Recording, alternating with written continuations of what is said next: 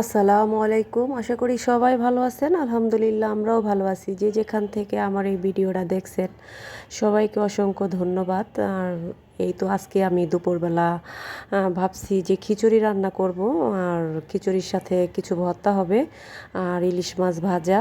আজকে বেশ ঠান্ডা পড়ছে, তাই ভাবলাম ভুনা খিচুড়ি আর ভর্তা, সাথে ভর্তা ইলিশ মাছ ভাজাই খাই। সকালবেলা মিষ্টি কুমড়া শাক নিয়ে আসছিল, ওই শাকটা আমি কুইটা ফ্রিজে রাইখা দিছি। আর এখানে যে কালো জিরা, শুটকি, তারপর আমি ধনিয়া পাতার ভর্তাও করব। আর ইলিশ মাছের মধ্যে আমি এই যে মশলাটা মাখাইয়া এখন আমি ভাজতে দিয়া দিছি।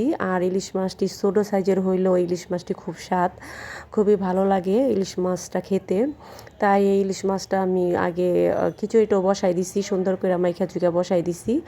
আর আমি আজকে মোটা চালের খিচুড়ি রাঁধছি, সাথে আমি মাসকালাই, মুগ, মুসুরি সব ধরনের ডালটাও দিয়া দিছি। আর খিচুড়ির মধ্যে অবশ্যই মুগ ডাল, মাসকালাই ডাল দিলে অনেক বেশি ভালো লাগে। এই যে দেখেন আমি মাছটা ভাজা প্রায় শেষ, আর মাছটা আমি সুন্দর করে একদম কড়কড়া করেই ভাজবো। মাছ বেশি করে সুন্দর করে কড়কড়া করে ভাজলে খেতে ভালো লাগে। মাছটা ভেজে তারপর আমি এখানে এই যে শুটকি ভর্তাটা করে নিব। এটা আমার হাতে বানানো পুঁটি মাছের শুটকি। আর এই শুটকি ভর্তাটা আমি করব, কারণ শুটকি ভর্তা আমার খুবই পছন্দ। এই তো শুটকি ভর্তাটা বেটে আমার ধনিয়া পাতাটা নিয়ে আসলো, এখন আমি এই ধনিয়া পাতাটা শুটকি ভর্তার মধ্যে দিয়ে দিব। আর এর ফাঁকে ফাঁকে আমি মাছটা উল্টিয়ে পাল্টিয়ে নিচ্ছি।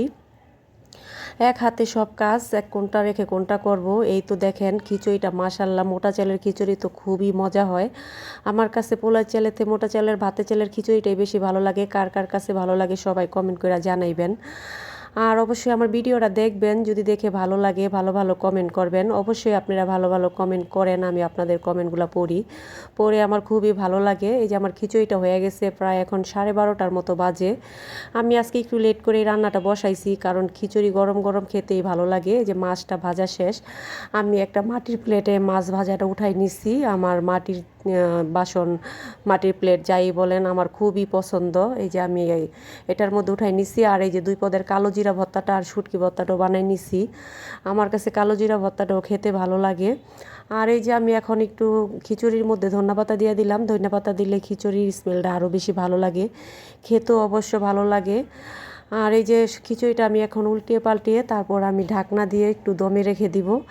আর বেশি একটা ঝরঝরাও হবে না, বেশি একটা ইয়েও হবে না।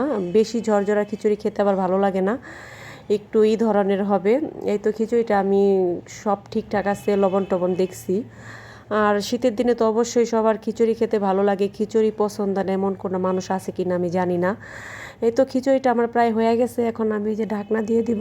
আর এর ফাঁকে ফাঁকে তো আমি ভর্তাগুলো বেটে নিচ্ছি, সমস্ত কাজ গুছানো শেষ। এখন ধনিয়া পাতার সাথে এখানে আমি কাঁচামরিচ, পেঁয়াজ, রসুন আর কিছু ধনিয়া পাতা সুন্দর করে কেটে ধুয়ে আমি এই যে নিচ্ছি। এখন একটু হালকা করে ভেজে নিব, কারণ কাঁচা ধনিয়া পাতার থেকে একটু ভেজে ধনিয়া পাতাটা ভর্তা করলে খেতে খুবই ভালো লাগে। খিচুড়ি কন, সাদা ভাত কন, সব কিছুর সাথে এই ধনিয়া পাতার ভর্তাটা খুবই মজা লাগে, বিশেষ করে শীতের কালে গরম গরম। এই যে আমি একটা কড়াই বসাই দিছি, আর এই কড়াইয়ের মধ্যে আমি এখন এই যে ধনিয়া পাতাগুলি দিয়ে আমি সুন্দর করে একটু ভেজে নিব।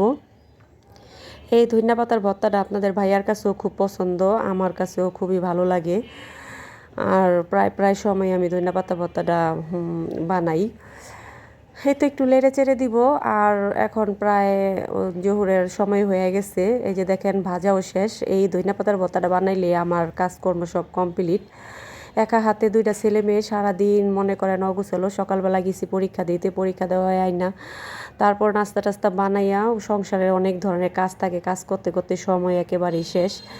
এই তো ভর্তাটা আমি এখন বেটে নিব। বেটে আমি এই যে সব কিছু নিয়ে ঘরে চলে এসেছি। এই যে দেখেন এখানে মাছ ভাজাটা মাশাআল্লাহ অনেক সুন্দর হয়েছে। এখানে আছে 2 পদের ভর্তা আছে, এই যে আরেক পদের ধনিয়া পাতার ভর্তা, আর এই যে ধোয়া ওঠা গরম গরম একদম খিচুড়ি আপনাদের ভাইয়া বাড়তাছে।